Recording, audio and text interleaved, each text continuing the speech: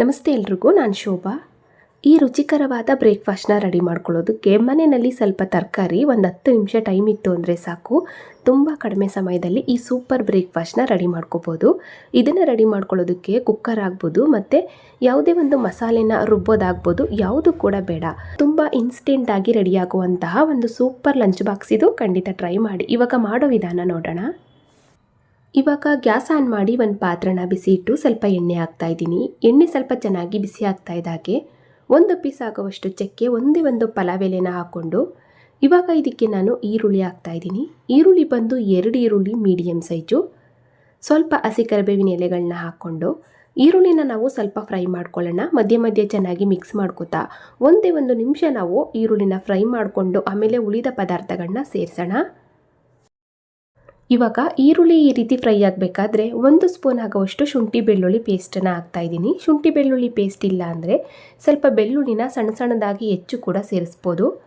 ಇವಾಗ ನೋಡಿ, ಅದರಲ್ಲಿರೋ ಹಸಿ ವಾಸನೆ ಕಡಿಮೆ ಆಗೋ ತನಕ ನೋಡಿ ಜಸ್ಟ್ ಈ ರೀತಿ ಚೆನ್ನಾಗಿ ಮಿಕ್ಸ್ ಮಾಡ್ಕೊತಾ ಫ್ರೈ ಮಾಡಿಕೊಂಡು ಇವಾಗ ಇದಕ್ಕೆ ಹಿಂದೆನೇ ನಾವು ಟೊಮೊಟೊ ಹಾಕಿ ಫ್ರೈ ಮಾಡ್ಕೊಳ್ಳೋಣ.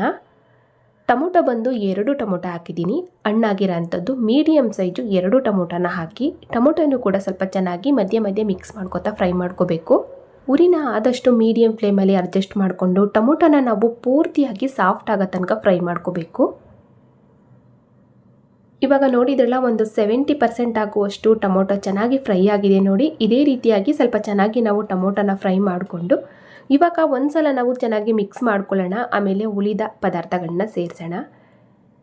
ಇವಾಗ ನಾನು ಧನಿಯಾ ಪುಡಿ ಹಾಕ್ತಾ ಇದ್ದೀನಿ. 1 ಸ್ಪೂನ್ ಆಗುವಷ್ಟು ಧನಿಯಾ ಪುಡಿ, ಖಾರಕ್ಕೆ ಒಂದು ಅರ್ಧ ಸ್ಪೂನ್ ಆಗುವಷ್ಟು ಚಿಲ್ಲಿ ಪೌಡ್ರು, ಹಾಗೆ ಒಂದು ಅರ್ಧ ಸ್ಪೂನ್ ಆಗುವಷ್ಟು ಕಾಳು ಮೆಣಸಿನ ಪುಡಿ ಹಾಕ್ತಾ ಇದ್ದೀನಿ, ಪೆಪ್ಪರ್ ಪೌಡ್ರು, 1-2 ಚಿಟಿಕೆ ಆಗುವಷ್ಟು ಅರಿಶಿನ ಪುಡಿನ ಹಾಕ್ಕೊಂಡು 1/4 ಸ್ಪೂನ್ ಆಗುವಷ್ಟು ಗರಂ ಮಸಾಲನ ಹಾಕ್ಕೊಳ್ಳೋಣ. ಗರಂ ಮಸಾಲ ಬದಲು ನೀವು ಒಂದು ಅರ್ಧ ಸ್ಪೂನ್ ಚಿಕನ್ ಮಸಾಲನ್ನು ಕೂಡ ಹಾಕ್ಬೋದು. ನೋಡಿ, ಇದಿಷ್ಟು ಪದಾರ್ಥನೂ ಸೇರಿಸ್ಬೇಕಾದ್ರೆ ಹುರಿನ ಫುಲ್ಲು ಕಡಿಮೆ ಮಾಡ್ಕೊಳ್ಳಿ. ಲೋ ಫ್ಲೇಮಲ್ಲಿ ಉರಿ ಇಟ್ಕೊಂಡು ಇದೆಲ್ಲ ಪದಾರ್ಥನೂ ಕೂಡ ಸೇರಿಸಿ ಚೆನ್ನಾಗಿ ಮಿಕ್ಸ್ ಮಾಡ್ಕೊತಾ ಇದನ್ನು ಕೂಡ ಸ್ವಲ್ಪ ನಾವು ಚೆನ್ನಾಗಿ ಫ್ರೈ ಮಾಡ್ಕೊಳ್ಳೋಣ.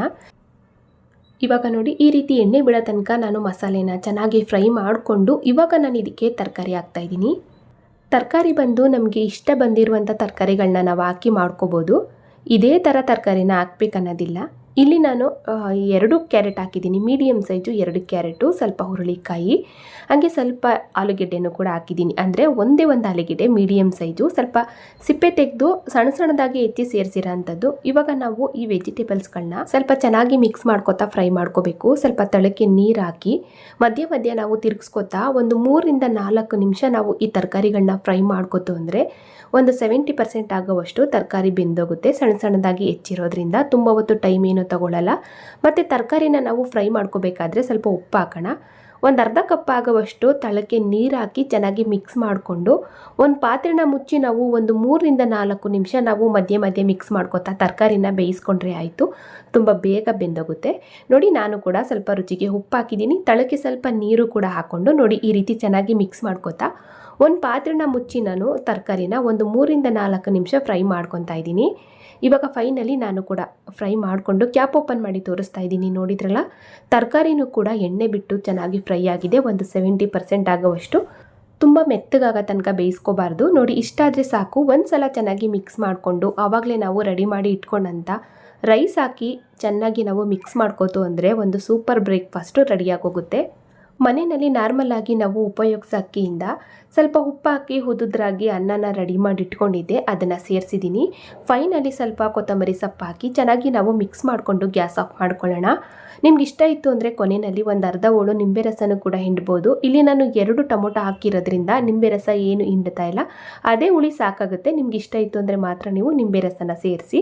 ಇವಾಗ ನೋಡಿ, ಇಷ್ಟೇ. ಇದು ಚೆನ್ನಾಗಿ ಮಿಕ್ಸ್ ಮಾಡಿಕೊಂಡ್ರೆ ಒಂದೊಳ್ಳೆ ಬ್ರೇಕ್ಫಾಸ್ಟು ರೆಡಿಯಾಗೋಗುತ್ತೆ. ಇದನ್ನು ರೆಡಿ ಮಾಡ್ಕೊಳ್ಳೋದಕ್ಕೆ ನೋಡಿ, ಕುಕ್ಕರ್ ಬೇಡ, ಮಸಾಲೆ ರುಬ್ಬೋದು ಕೂಡ ಬೇಡ. ತುಂಬ ಇನ್ಸ್ಟೆಂಟಾಗಿ ಈ ಲಂಚ್ ಬಾಕ್ಸ್ನ ನಾವು ರೆಡಿ ಮಾಡ್ಕೋಬೋದು. ತುಂಬ ಕಡಿಮೆ ಸಮಯದಲ್ಲಿ ಆಗುವಂತಹ ಒಂದು ಸೂಪರ್ ಬ್ರೇಕ್ಫಾಸ್ಟ್ ಇದು. ಖಂಡಿತ ಟ್ರೈ ಮಾಡಿ ನೋಡಿ. ಇವಾಗ ಫೈನಲಿ ರೆಡಿ ಆಯಿತು ಇನ್ಸ್ಟೆಂಟ್ ವೆಜಿಟೇಬಲ್ ರೈಸು. ಮನೆಯಲ್ಲಿ ಸ್ವಲ್ಪ ತರಕಾರಿ ಹಾಗೆ ಒಂದು 10 ನಿಮಿಷ ಟೈಮ್ ಇತ್ತು ಅಂದರೆ ನೋಡಿ ಈ ಸೂಪರ್ ಬ್ರೇಕ್ಫಾಸ್ಟ್ನ ನಾವು ರೆಡಿ ಮಾಡ್ಕೋಬೋದು. ಲಂಚ್ ಬಾಕ್ಸ್ಗಂತೂ ಮಾಡಿಸಿದಂತಹ ಒಂದು ರೆಸಿಪಿ ಇದು. ಖಂಡಿತ ಟ್ರೈ ಮಾಡಿ. ನೋಡಿದ್ರಲ್ಲ ಫ್ರೆಂಡ್ಸ್, ಇವತ್ತಿನ ಈ ಸೂಪರ್ ಬ್ರೇಕ್ಫಾಸ್ಟ್ ರೆಸಿಪಿ ನಿಮಗೆಲ್ರಿಗೂ ಇಷ್ಟ ಆಯಿತು ಅನ್ಕೋತೀನಿ.